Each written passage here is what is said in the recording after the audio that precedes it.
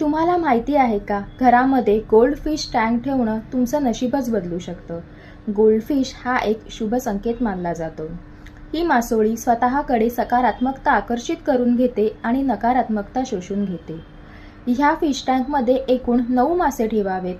8 मासे लाल किंवा सोनेरी रंगाचे असावेत व 1 मासा हा काळ्या रंगाचा असावा.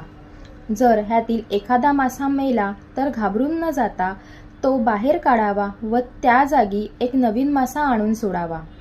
ज्यावेळी एखादा मासा ह्या फिश टँकमधला मरतो त्यावेळी तो अनेक दुर्भाग्य आपल्यासोबत घेऊन जात असतो. आपल्या घरावरचं संकट तो आपल्यासोबत घेऊन जात असतो.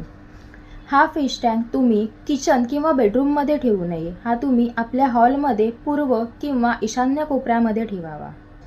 वास्तुशास्त्रानुसार या गोल्ड फिश टँकला प्रॉस्पर्टी सिम्बॉल देखील मानले जाते. यामुळे घरामध्ये आनंद आणि शांतता वाढीस लागते, तसेच आर्थिक समृद्धी देखील वाढीस लागते.